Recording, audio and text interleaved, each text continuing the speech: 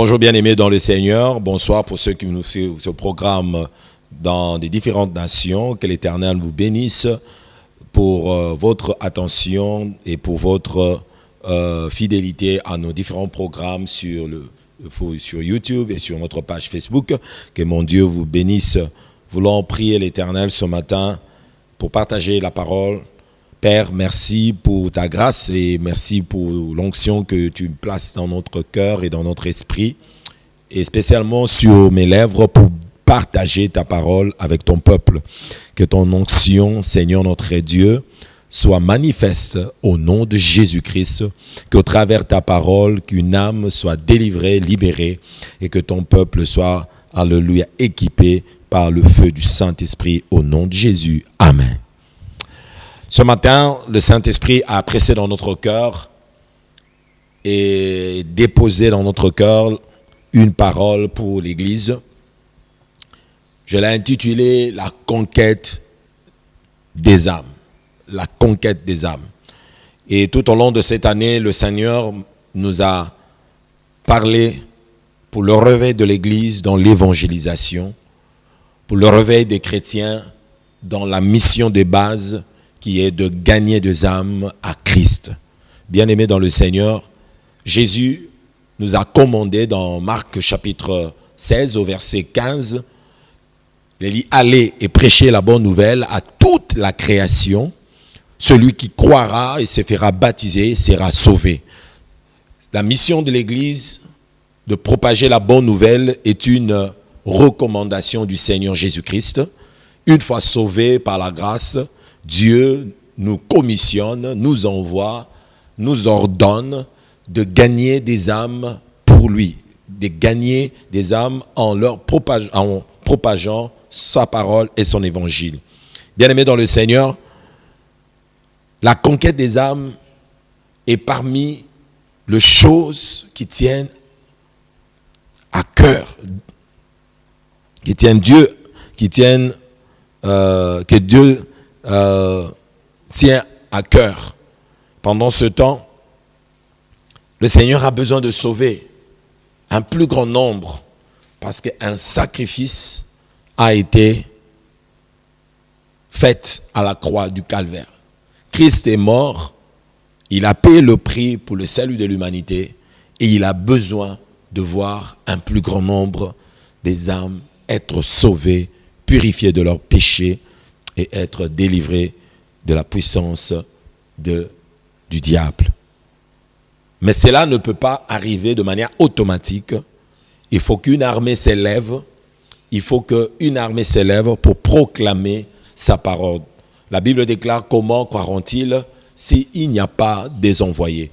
L'église des envoyés, c'est l'église du temps de la fin. L'église des envoyés, c'est l'église dont le Seigneur se réserve dans ce temps de la fin, parce que le Seigneur avait toujours deux auditoires. Jésus, dans sa mission terrestre, avait toujours deux auditoires. D'un côté, le Seigneur parlait à la foule, et de l'autre côté, il parlait aux disciples.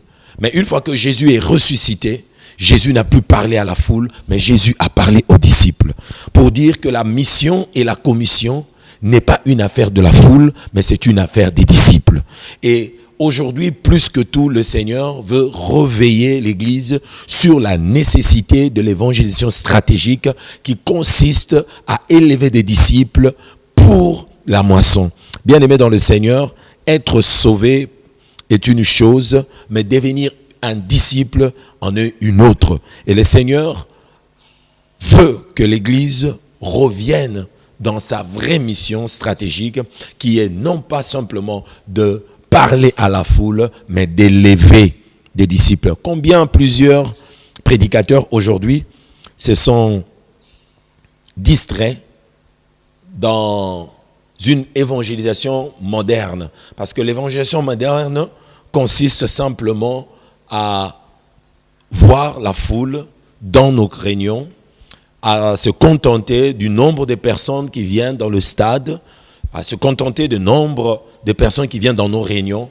Mais cette évangélisation est tellement faible. Pourquoi? Parce qu'elle ne vise pas à élever des disciples.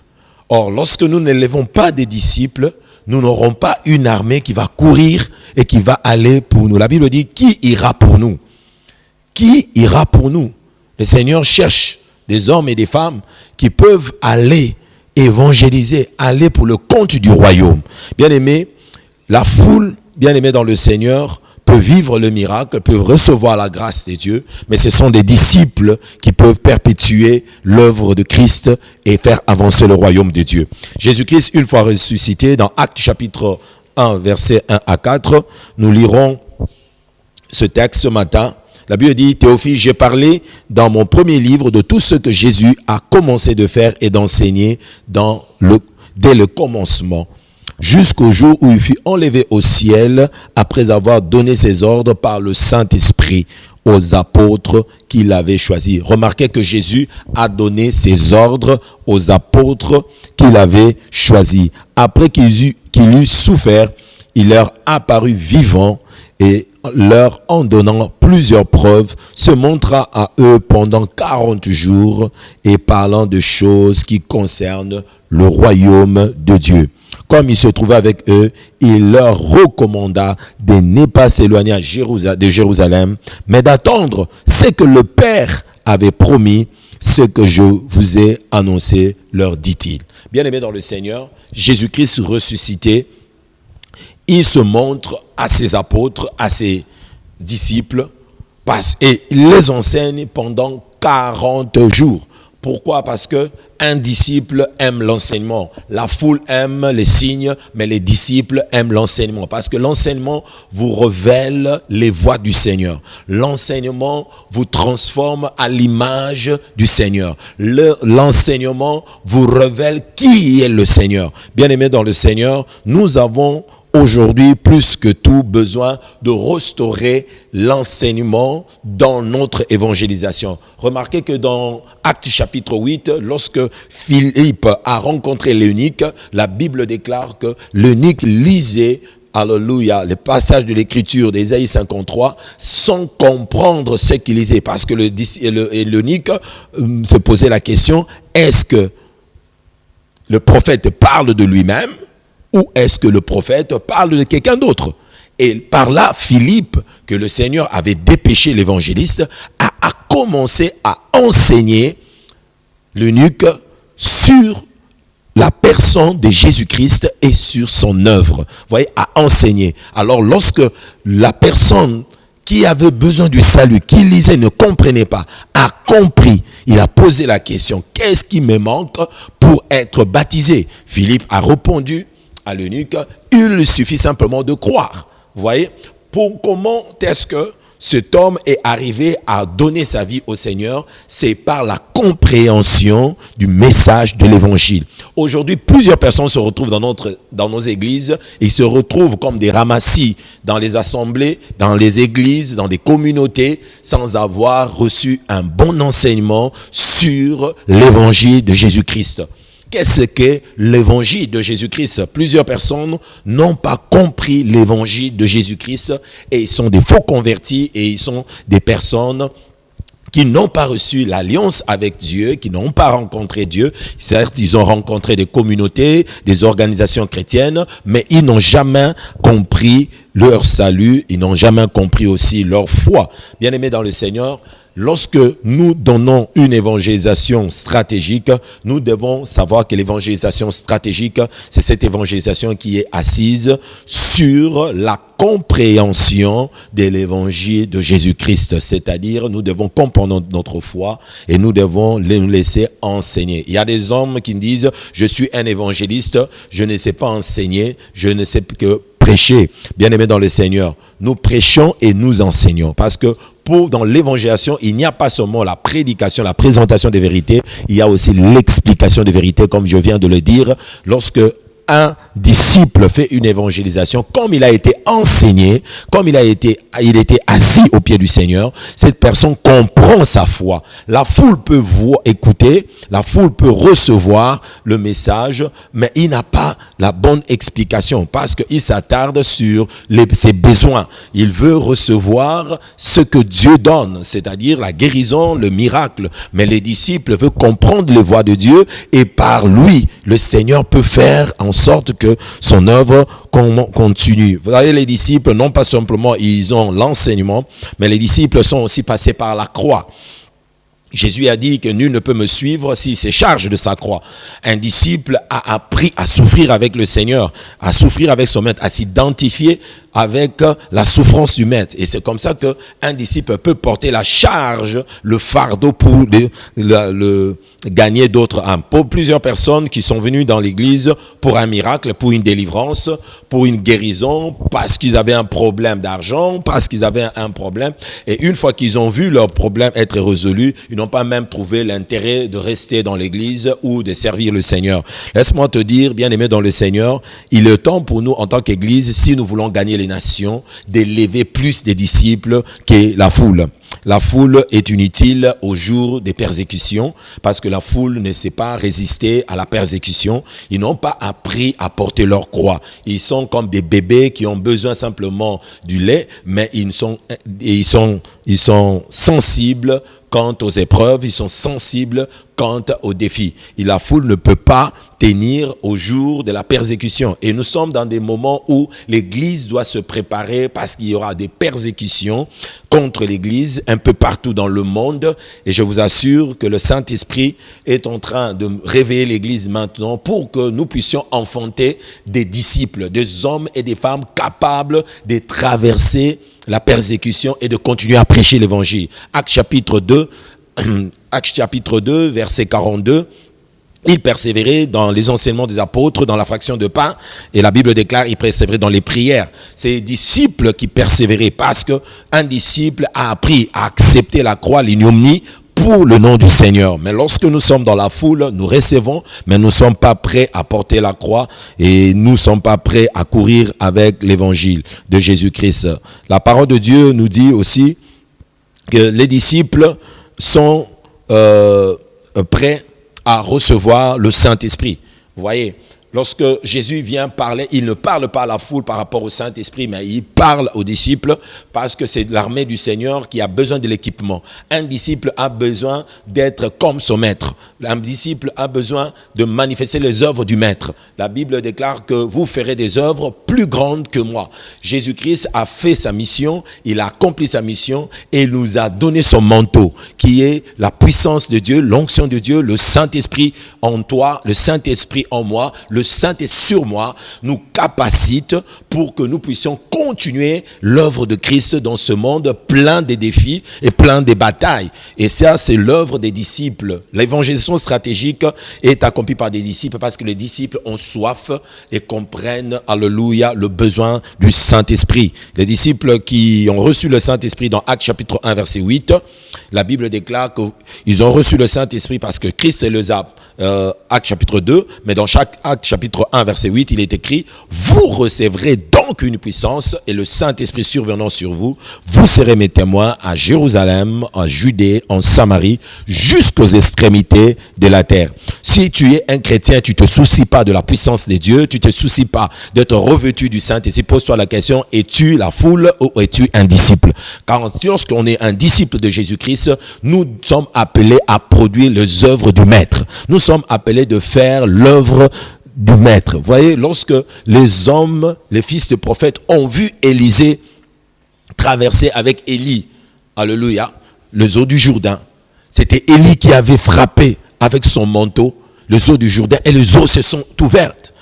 Et une fois qu'Élie, avec son serviteur, se retrouve de l'autre côté, nous sommes dans le livre de 1 roi, alléluia, dans le livre de 2 rois au chapitre 2, lorsque Élie se retrouve maintenant de l'autre côté, et Élisée demande à son maître, qu'est-ce que Élisée demande? Il ne demande pas un pantalon, il ne demande pas une chemise, il ne demande pas de l'argent, mais Élisée demande à Élie d'avoir la double portion de son esprit, de son onction. Un disciple a soif de faire les œuvres de son maître. Lorsque nous avons contemplé Jésus-Christ, nous avons marché à sa suite, nous avons vu ses œuvres, comment il guérissait, comment il libérait les âmes, les captifs. Nous ne pouvons que aspirer à avoir la même puissance qui a agi en Jésus-Christ et dans son ministère terrestre dans notre vie et révéler le Christ vivant dans notre génération. Et c'est ça ce que le Seigneur attend de tous ceux-là qui sont appelés disciples du Seigneur. Le disciple doit manifester dans cette évangélisation la puissance de Dieu, et cela est possible que par le revêtement de puissance. Un jour, le Saint-Esprit m'a dit à l'église de cesser de me demander des pantalons et de chemises. Dieu m'a dit qu'il cesse de me demander les pantalons et les chemises, qu'il me demande le Saint-Esprit, parce que lorsque sa présence sera avec nous, nous aurons tout ce dont nous avons besoin. Bien aimé, l'évangélisation stratégique, c'est l'évangélisation des disciples revêtus de la puissance de Dieu, revêtus de l'onction de Dieu, qui peuvent aller de lieu en lieu, à Jérusalem, en Judée, en Samarie, jusqu'aux extrémités de la terre, proclamer le nom de Jésus-Christ. Qu'est-ce qu'est l'évangile? L'évangile d'abord, c'est un nom, le nom Jésus. Nous proclamons un nom dans l'évangélisation stratégique. Nous disons et nous proclamons un nom. Nous sommes des proclamateurs d'un nom. Et ce nom nous a déjà été révélé, le nom de Jésus-Christ. Deuxièmement, dans l'évangélisation stratégique, nous enseignons le commandement du Seigneur. Il a dit, allez et prêchez la bonne nouvelle à toute la création. Celui qui croira et se fera baptiser. Vous voyez qu'il y a beaucoup d'églises aujourd'hui où il n'y a même pas de baptême d'eau. Où les gens ne reçoivent même pas les baptêmes. Le pasteur, tu n'enseignes même pas le baptême d'eau. Et il y en a une conférence dans ma ville, un jour, des frères sont venus partager quelque chose qui s'est passé dans une conférence des pasteurs où un enseignant s'est levé pour dire, aujourd'hui, nous n'avons plus besoin de baptême d'eau. L'église d'aujourd'hui n'a plus besoin de baptême d'eau. Ce n'est plus nécessaire, ce n'est plus important.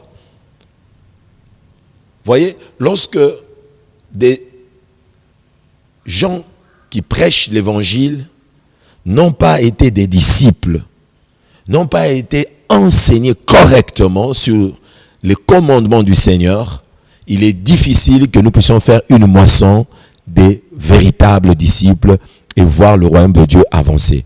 La Bible dit, allez prêcher la bonne nouvelle, mais prêcher les enseignements que le Seigneur nous a laissés. Nous devons prêcher la foi, nous devons prêcher la repentance aux œuvres mortes, nous devons prêcher la résurrection de morts, nous devons prêcher la puissance qu'il y a dans l'imposition de mains pour guérir les malades et pour libérer la bénédiction de Dieu. Nous devons prêcher le jugement dernier et tout ce que le Seigneur nous a commandé de parler en son nom. Mais nous devons aussi manifester les œuvres du Seigneur, sa puissance et son onction. Ça, c'est que la foule ne sait pas faire. La foule a Jésus, mais la foule peut sauter derrière quiconque manifeste ou leur offre ce dont ils ont besoin.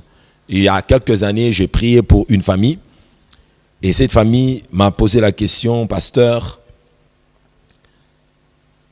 nous avons une situation dans notre famille où toutes les personnes ont comme une passe, c'est-à-dire une maladie familiale qui ne les quitte jamais. Et ils sont allés partout sans solution. Voir des médecins, il n'y a eu pas de solution. Au point où cette famille, bien sûr, ils croyaient en Jésus-Christ, mais ils étaient encore des chrétiens de la foule. On les a proposé d'aller voir une femme guérisseur, et ils sont partis voir cette femme guérisseur, et cette femme guérisseur leur a demandé de les laver avec de l'eau. Vous imaginez que un papa, avec sa femme, avec ses enfants, une femme prend une cantine et commence à les laver comme des bébés. Et ces personnes allaient à l'église. Mais pour leur délivrance, ils sont allés se faire laver nus par une maman. Bien-aimés dans le Seigneur, lorsque nous ne comprenons pas notre foi, bien-aimés, nous serons ballottés à tout vent de doctrine. Et il y en a tellement de chrétiens aujourd'hui qui sont dans des églises mais qui sont encore la foule et qui sont toujours ballottés à tout vent de doctrine. Leur foi n'est pas dans le nom de Jésus. La Bible dit, il n'y a aucun autre nom qui nous a été donné parmi les hommes par lesquels nous devons être sauvés, si c'est le nom de Jésus-Christ. Et la parole du Seigneur déclare, crois au Seigneur Jésus, tu seras sauvé, toi et toute ta famille. Mais malheureusement, ils ont cru, mais ils sont restés dans la foule. Ils n'ont pas été des disciples. Et quand on n'est pas un disciple du Seigneur, nous serons ballottés à tout vent de doctrine. Et aujourd'hui, avec tout ce qui se passe dans le monde, il y en a tellement des vagues de mouvements. Vous entendrez dans l'Internet, vous entendrez dans les différentes chaînes des hommes et des femmes qui proposent des solutions à nos problèmes de manière très compliquée. Où vous voyez des hommes, même qui étaient sincères, qui allaient à l'église, mais parce qu'ils n'ont pas été enracinés dans leur foi, ballottés. J'en ai vu une famille qui allait dans une église et pendant ces confinements, il y a une révélation dans ma ville où quelqu'un a dit, voilà, il y aura des cheveux qui vont paraître dans vos Bibles. Lorsque vous ouvrirez vos Bibles, vous trouverez de cheveux dans vos Bibles. Alors, il y a même une famille, des gens qui allaient à l'église, qui ont commencé à appeler leurs frères et à les évangéliser. Voilà, il y a une révélation qui est sortie. Tout le monde doit ouvrir, et vous tous, vous devez ouvrir vos Bibles pour trouver les poils des cheveux à l'intérieur de vos Bibles. Alors je posais la question, et si je vois des cheveux dans ma Bible, qu'est-ce que cela va faire? Qu'est-ce que cela change dans ma foi? Un disciple questionne les choses, mais la foule avale tout. Un disciple a la capacité de questionner, alléluia, de questionner le mouvement, les vents, les enseignements qu'il entend à gauche, à droite, parce qu'il a été bâti dans l'enseignement de Christ. Mais lorsqu'on est toujours un chrétien de la foule, bien aimé, on avale tout. Et lorsqu'on avale tout, on devient n'importe quoi. Bien aimé dans le Seigneur, l'évangélisation stratégique a besoin d'être restaurée dans nos églises et dans notre communauté. Nous devons reprendre d'enseigner et d'affermir nos chrétiens, les frères et les sœurs. Il ne suffit pas seulement d'enfanter quelqu'un dans la foi, mais il faut l'aider à grandir dans la connaissance de Jésus-Christ. Et cela est très très important. Dans Matthieu chapitre 28, verset 19, la Bible déclare « Allez, faites de toutes les nations mes disciples, enseignez-leur ». Et dans l'évangélisation stratégique, Jésus a voulu que ses disciples soient enseignés.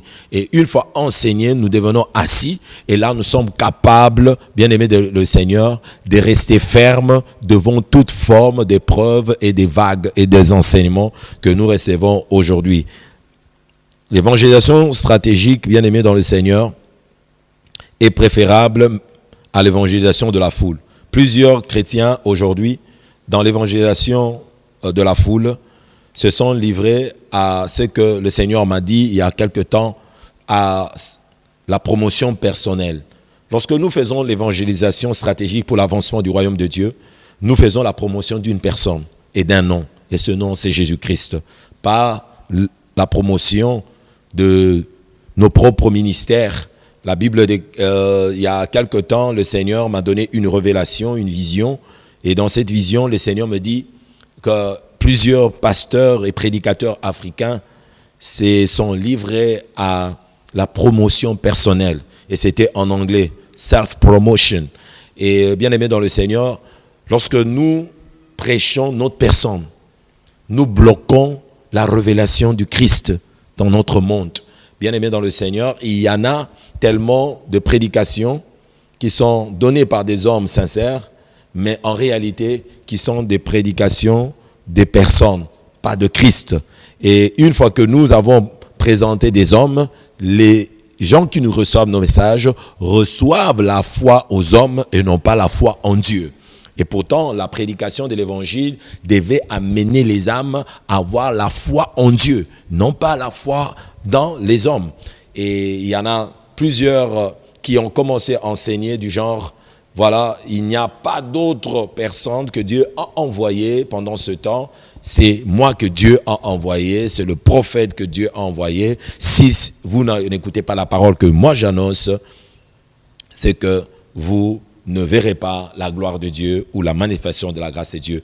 Bien aimé, des messages pareils touchent la foule, mais il ne touchera jamais un disciple qui a été entraîné dans les enseignements et qui a compris sa foi et qui a compris celui qui l'a racheté et qui l'a libéré de ténèbres et qui l'a transféré dans le royaume de son Fils, de son amour, Jésus-Christ.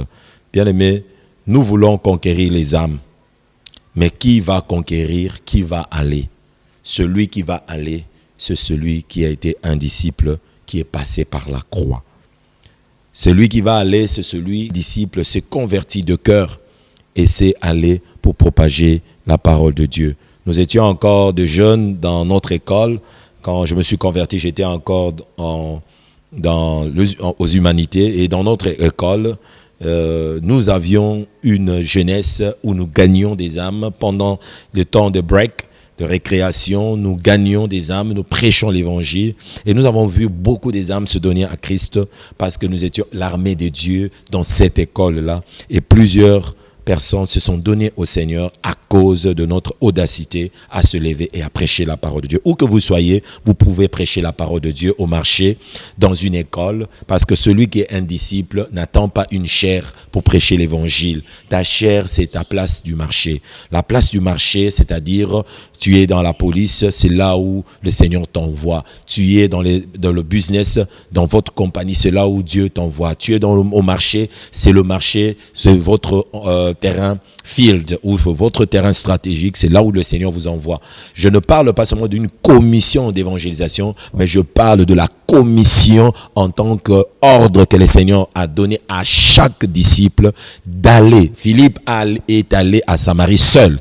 Tu peux aller seul, et Dieu peut t'envoyer seul, et tu es dans l'armée. Le Seigneur sait pourquoi tu es dans l'armée. Le Seigneur, tu es dans les affaires. Le Seigneur sait pourquoi. Le Seigneur t'a donné un travail dans une banque. Le Seigneur sait pourquoi il t'a introduit dans cette banque. Et si tu comprends en tant que disciple que le Seigneur m'a établi en ce lieu pour faire avancer son royaume, tu te lèveras et tu prêcheras l'évangile de Jésus-Christ. Bien-aimé dans le Seigneur, si l'ennemi continue à avancer parce qu'il a des disciples et qui ont de l'audace. Pour terminer, dans mon message, qui va aller, c'est celui qui va s'élever avec audace pour prêcher l'évangile. L'évangile demande du zèle. Et sans le zèle, bien-aimé, il est impossible que nous puissions gagner des âmes. Combien de personnes dans les universités sont gagnées dans les ordres exotériques, ils sont gagnés dans l'occultisme, parce que les disciples du diable, les agents du diable, n'ont pas honte de présenter leur idole. Mais nous, les chrétiens, nous sommes devenus de plus en plus peureux, de plus en plus nous cachons la lumière que Dieu a placée dans notre cœur. Et pendant ce temps de confinement, plusieurs chrétiens ont commencé simplement à lire les événements à la télévision, à la radio. Ils n'ont pas compris que le Seigneur nous donne ce temps pour nous charger et nous donner stratégiquement de nous repositionner pour gagner un plus grand nombre des âmes. Je crois entièrement à l'évangile de Jésus-Christ car c'est la puissance de Dieu pour le salut de quiconque croit. Romains chapitre 1 verset 16. Crois-tu à la puissance du message de l'évangile? Crois-tu à la puissance du message de l'évangile? L'évangélisation stratégique est faite par des disciples et les disciples croient. Les disciples croient toujours à la puissance du message de l'évangile. Cela n'est pas un message de saison. L'évangile est un message de toutes les saisons. Cela n'est pas un message des races. L'évangile de Jésus-Christ est un message de toutes les races. L'évangile de Jésus-Christ est un message qui doit être annoncé en tout temps. Voilà pourquoi la parole de Dieu déclare « Prêche la parole de Dieu en tout temps, favorable ou pas ». Et nous sommes dans un temps de confinement, de crise mondiale, et d'autres personnes pensent que ce temps n'est pas le temps favorable pour annoncer l'évangile. Laisse-moi te dire, si tu es disciple de Jésus-Christ, dans ta ville, dans ta région, le Seigneur veut t'utiliser comme son instrument. Ouvre grandement ta bouche, proclame le nom du Seigneur, proclame ce commandement. Quelqu'un va me poser la question, pasteur, en ce temps ici, comment on va baptiser? Bien aimé, en ce temps, tu continues à manger. C'est que tout ce que tu fais pendant ce temps te prouve que tu peux continuer à prêcher, tu peux continuer à baptiser. Quelqu'un me dit, dans ce confinement, est-ce que je peux imposer les mains sur les malades afin que les malades soient guéris, parce qu'on nous a demandé de faire attention. Je te dis, dans ce confinement, quand tu prêches l'évangile de Jésus-Christ suspend les lois établies. Quand tu prêches cet évangile, il y a une puissance, alléluia. Il y a une puissance derrière le message de Jésus-Christ, derrière ce nom, derrière ce commandement. Et je te demande, bien-aimé dans le Seigneur, de t'élever dans l'armée de Dieu, de quitter la foule et d'entrer dans l'armée des disciples, afin que le Seigneur t'utilise et que le Seigneur fasse de toi son instrument dans ta ville et dans le monde. Prions l'Éternel. Tendre Père, je prie au nom de Jésus pour le réveil de l'évangélisation stratégique. Que nous puissions, Seigneur, enfanter pendant ce temps des disciples, des hommes et des femmes prêts à souffrir pour l'évangile, prêts, oh Dieu, à accepter n'importe quel défi pourvu que l'évangile de Jésus puisse avancer dans notre monde, dans notre ville. Des hommes et des femmes qui, dans le place du marché, n'ont pas honte de révéler leur identité et de proclamer ton nom. Car je n'ai point honte de l'évangile, a dit l'apôtre Paul. C'est une puissance pour le salut de quiconque croit. Je prie, Seigneur, que la honte à se présenter comme chrétien puisse quitter dans la vie d'un disciple qui a peur et qui est confiné parce que tout autour de lui, les hommes, Seigneur, se lèvent contre la parole de Dieu et se lèvent contre l'église de Jésus-Christ. Je prie que l'Esprit du Seigneur t'enveloppe maintenant et que tu reçoives la force de t'élever et de continuer à proclamer dans la radio, sur Facebook, sur Internet, sur n'importe quel support que le Seigneur te donne, sur le média, la parole de Jésus-Christ, et l'Éternel te bénira et que tes pieds soient bénis encore au nom de Jésus-Christ. Amen.